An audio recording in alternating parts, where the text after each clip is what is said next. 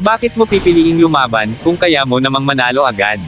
Yan ang tanong ng mga kasama ni Sasuke, galit, gulat, at puno ng duda. Pero sa gitna ng labanan, may tumambad. Mga pakpak na naglalaman ng daan-daang talam, isang banal na sandatang kayang magbago ng anyo at ng tadhana ng labanan.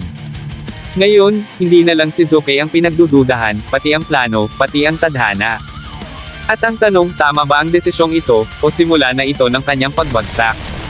Ito ang tatalakayin ko ngayon, kaya kung handa ka na, tara at simulan na natin. What's up mga Poops, Manga Moto nagbabalik. Record of Ragnarok spin-off, Apocalypse of the Gods Kabanata 13. Karanasan at pagsubok, paglago at revolusyon. Sa paglabas ng full chapter 13, agad na bumungad ang matinding tensyon sa pagitan nina Indra at Sasuke. Sa likod ng arena, kasabay ng paglalapit ng dalawang makapangyarihang nilalang, isang hindi inaasahang anunsyo ang nagpatigil sa lahat, opisyal nang magsisimula ang kanilang laban. Nagulantang ang mga Diyos na nanunood. Hindi nila maunawaan kung bakit pinayagan ang labanan sa labas ng itinakdang entablado. Ang mukha nina Shiva, Jarl, at Ares ay bakas ang gulat at pag-aalinlangan. Subalit sa gitna ng pagkabigla, tanging si Zeus ang kapansin-pansing natuwa. Isang ngiti ng kasiyahan ang gumuhit sa kanyang mukha, tila ba nasiyahan sa kaguluhan. Habang pinagmamasdan ng monitor, napuno ng pagdududa si Ares. Agad niyang hinaila si Hermes at itinuro ang screen, pilit hinahanap ang paliwanag sa nangyayari.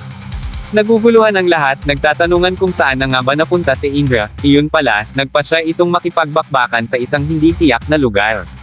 Samantala, ang mga kaibigan ni Sasuke ay tila may lihim ng plano.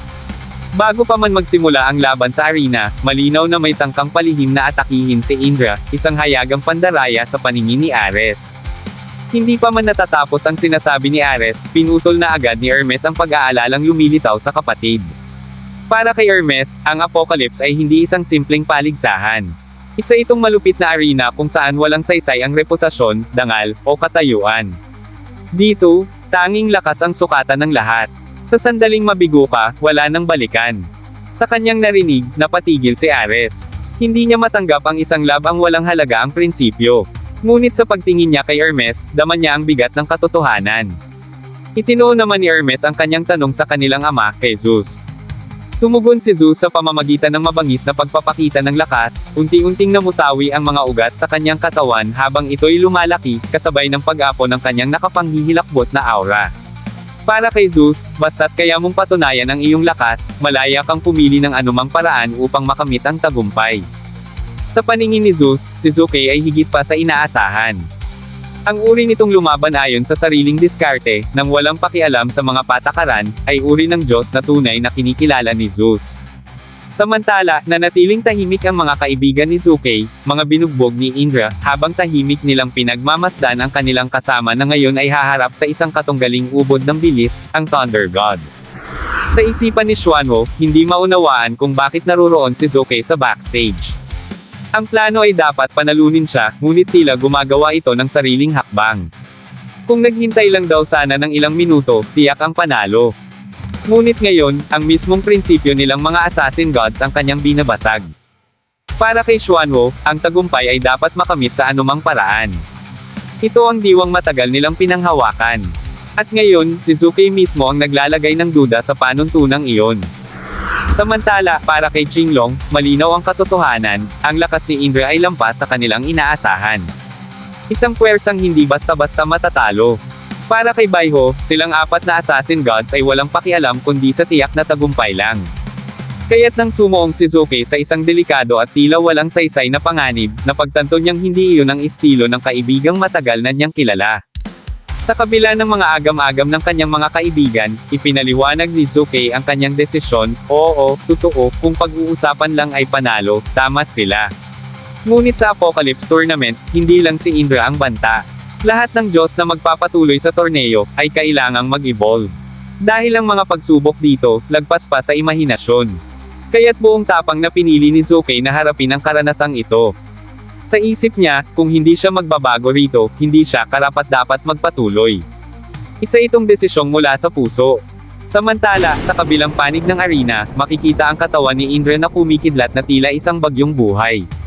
Sa mga mata niya, bakas ang determinasyon, isang titig na nagsasabing, kukunin ko ang tagumpay na ito.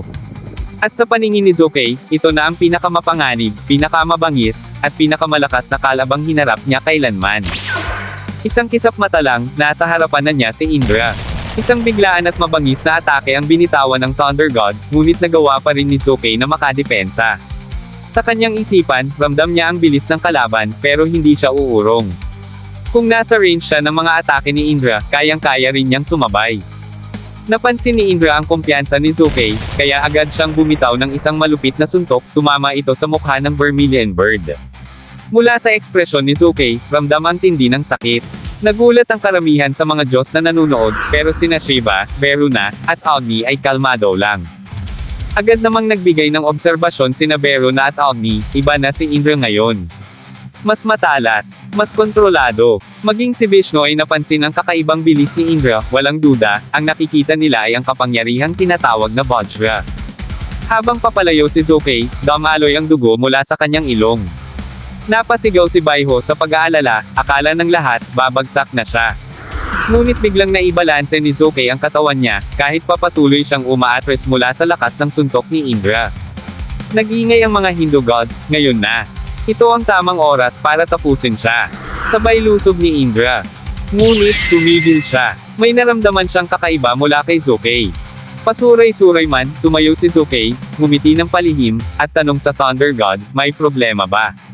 Tapos ka na ba? Baka sa mukha niya ang isang mapanlinlang na ngiti, tila may itinatagong mapanganib. Tahimik lang si Indra, nakatingin sa kanya. Hindi alintana ang pagkakampante ng kalaban. Ngunit buong kumpiyansa, sinabi ni Sukey, ako naman. Rinig ito ng buong arena. Unti-unting bumalik sa normal ang kanyang lakad, at ngayon, papalapit na siya kay Indra. Tahimik ang paligid. Si Sukey, parang naglalakad lang sa parke. Kalma, kumpiyansa. Tila ba kampante siya sa susunod na mangyayari. Binitawan niya ang mga katagang, ngayon ako ang aatake. Tumanggo si Indra, kung yan ang gusto mo, sige. Ngunit sa isipan ng Thunder God, alam niyang may itinatago ang kolokoy na Vermilion Bird. Sa isang kisap mata, nasa likuran na ni Sukey si Indra, handa nang bitawan ang isa na namang mapaminsalang suntok. Ngunit bago pa man niya maisakatuparan ang atake, tila may kakaiba siyang naramdaman mula sa likuran. Sa hindi inaasahang sandali, biglang nanlaki ang mga mata ni Indra, at kasunod nito, bumuhos ang dugo sa sahig. Tumambad ang malalalim na hiwa sa kanyang braso at kamay, mga sugat na halos ikaputol ng laman at buto. Isa sa kanyang mga daliri, lantaran ng bali. Maging ang mga manunood sa arena ay napaatras sa pagkagulat. Walang makaintindi kung paano nangyari ang ganoon kabigat na pinsala sa Thunder God. Lahat ay nabalot ng pagkalito. Dito na tumutok ang kamera sa isang nakakagulat na revelasyon, unti-unting lumitaw ang mga pakpak ni Sukey. Mula balikat pababa sa bewang, sumibol ang mga balahibong singtales ng mga espada. Hindi ito basta palamuti, isa itong nakakubling sandata. At sa sandaling iyon, naging malinaw na, ang mga pakpak mismo ni Sukey ang dahilan ng malubhang pinsala sa kanyang braso at kamay. Sa loob-loob ni Baiho, may pag-aalinlangan, hindi yata tama na agad ilabas ni Sukey ang kanyang lihim na sandata sa unang laban pa lamang. Samantala, hindi maitago ni Zeus ang kasiyahan sa kanyang nasasaksihan, habang si Hermes ay hindi rin napigil ang mamangha. Sino nga ba ang mag-aakalang si Sukey ang tagapagdala ng lihim na yaman ng China? Buo ang kanyang interes na masilayan kung paano gagamitin ng Vermilion Bird ang makalangit na sandatang iyon. Sa gitna ng tensyon, lumutang sa ere ang hindi mabilang na mga talam. Kusang nag-aanyo at humuhubog ayon sa kagustuhan ni Sukey, isang pagpapakita ng kakaibang kapangyarihan. Ang mga pakpak na iyon ay may kakayahang lampasan ang anumang limitasyon. Ang pangalan ng banal na sandata, Crimson Ripple, Chirping Phantom Sword. Nagsimulang bumalot sa katawan ni Sukey ang nakakikilabot na aura. Si Indra, bagamat sugatan, ay hindi nagpatinag, ramdam niya ang panganib, ngunit ramdam din ng kanyang kalaban na kahit sugatan, nakahanda pa rin ang Thunder God sa anumang sasalubungin. Sumabog ang sigawan mula sa mga manunood, lahat ay nasiyahan sa tindi ng tagpo.